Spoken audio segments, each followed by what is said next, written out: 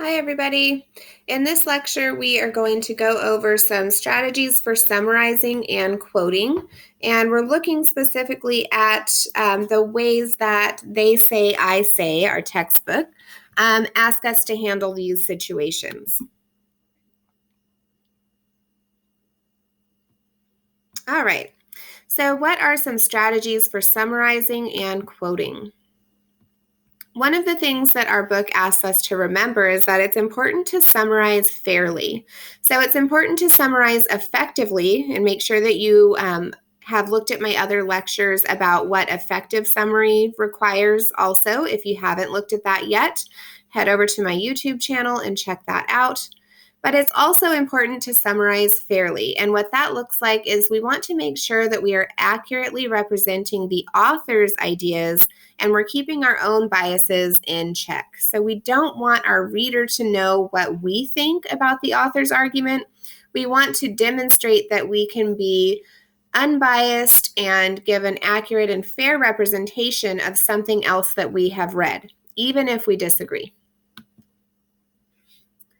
Another thing that our textbook asks us to remember to do is to convey our author's purpose with feeling.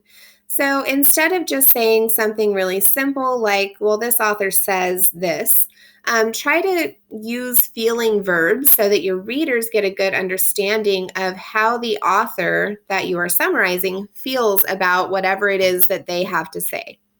So some feeling verbs that you might use might be things like she urges us to consider this point of view, or she implores us to realize this particular thing. He tasks us with caring about, or he argues against the belief that. So we want to make sure that we are choosing our verbs so that they accurately represent what the author says about something, but more importantly, the way in which the author says that. We also want to summarize with purpose. So when we're summarizing what somebody else has to say, it's important to consider what our purpose is in summarizing that thing, because it's going to help you sort of narrow down what makes the cut and gets into your summary and what maybe stays out. So in this case, for the papers that you're writing in our class, your summary should inform readers and open us up to show how we can relate to that particular experience. So for instance, we are summarizing two short texts by Lamott and Sedaris, and in both of those, the authors go through some kind of a struggle, right? So in this case, our summaries are just sort of telling our readers what has happened in their stories, but in a way that we kind of look at, these authors are struggling, and then that's going to invite my readers to understand how I can relate to that particular struggle. So maybe the event that you're talking about in the rest of your essay is something that you struggled to overcome as well. Or maybe you relate because you just had an important life event that wasn't necessarily difficult, but it was still important and meaningful for you. So you want to keep that in the back of your mind as well when you're summarizing. Similarly, anytime you're going to use quotes in your papers, it's important that you quote with purpose. So anytime we're using quotes in our writing, even if we're not planning on using quotes in this particular paper, we want to make sure that we are remembering that we only use quotes, we only use outside information to help support something that we are already saying or to help convey our ideas, in a more meaningful way. So we don't just throw quotes in there just because we have to use them. So we want to consider things like, how does what I have to say relate to this particular quote that I'm using? And then we also want to make sure that we are making those connections really clear for our readers. So don't leave your quotes there for your readers to figure out. Really kind of walk them through it and explain those connections that you see. Another thing that the book reminds us to do is to choose our quotes wisely. So once you know your purpose in quoting, Choose what you want to include. And some general tips, make sure that we are keeping our quotes very small because we don't want the quoted information and the information from somebody else to overshadow what we have to say in our writing. And similarly, only use those when they are going to enhance what you have to say. And quotes can enhance what you have to say in a number of different ways, but just make sure that you're being mindful of that and choosing your quotes so that they are adding something important to your piece of writing. Another thing that the textbook asks us to remember to do is to frame your quotations. And I am really a stickler about this, so you will definitely hear from me at some point during our time together that you need to do some framing if you are including quotations. So I like to make sure that I give you lots of examples of what that looks like and remind you that this is something that we're always working on, okay? So when you're framing your quotations, one of the things that you need to do is make sure that you are introducing and also citing. So when you're introducing, first you need to let your readers know where this information is coming from. And you can see that I've highlighted that in pink for you. So for instance, let's say that this is the article that my information is coming from. I'm letting my readers know that this is a study. I have the title of the study right here, and then I also have the authors. After that, I'm also going to use a signal phrase. And you'll remember, or if this is your first time hearing it, that's okay, that a signal phrase is a phrase that has a subject and also a verb. Remember that the subject is the person or thing that is doing some action in your sentence, and the verb is the action that is being done in the sentence. So for example, some signal phrases might be the author says, and I've kind of tried to color code and then also make these look the same. So the subjects are all bold and then the verbs are all italicized. So the author says, or he argues, she asks, the research shows, and the list could go on and on. So remember to use signal phrases right before you use a quote. So for example, however, the doctors involved in the study did warn, and then I'm ready for my quote, right? So what did they warn us about? In this case, they're warning us about the dangers of swallowing a button battery. Use quotation marks around the entire phrase that you're quoting, including any punctuation that occurs in the original. So in this case, I was quoting from a source that looked at the dangers of swallowing a battery. So I've got the quotation mark here. Button batteries can actually burn through an esophagus in a couple of hours.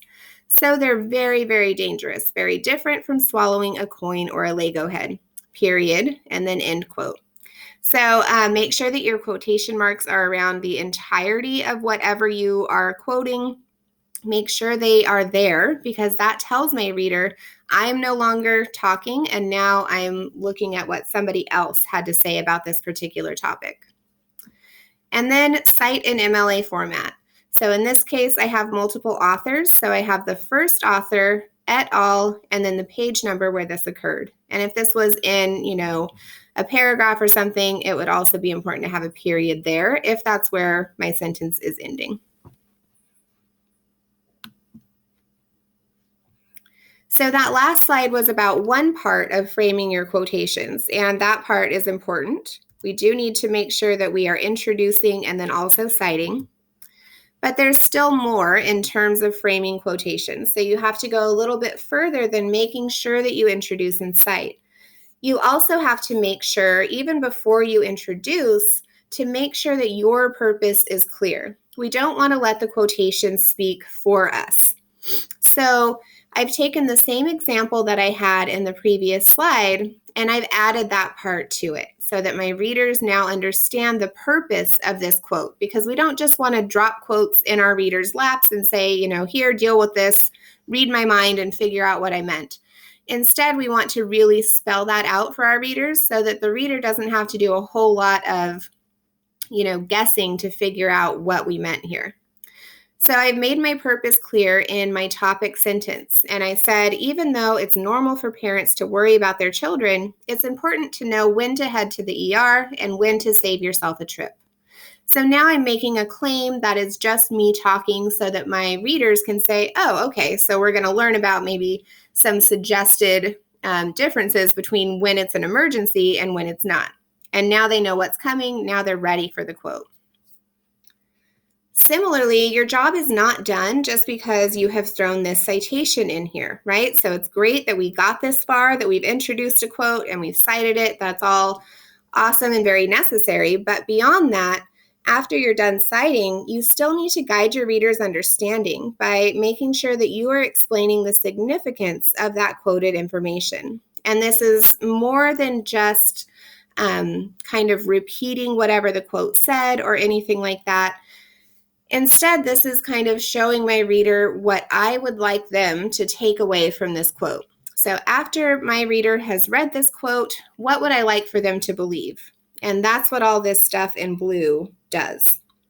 So in this case, I say that, as we can see here, research has been done to help parents better understand when a child swallowing an object is a true emergency and when it's not. For example, parents should go to the ER immediately if a button cell battery is swallowed, but a harmless and small object like a Lego figure's head will pass through on its own. So now I have made my readers understand sort of why I included this particular quote.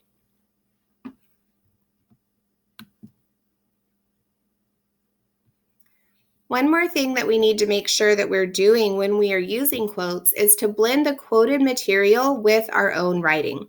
Same with a paraphrase. So anytime you're using outside information, whether it's a direct quote or a paraphrase, it's important to make sure that your words and the borrowed material fit together seamlessly.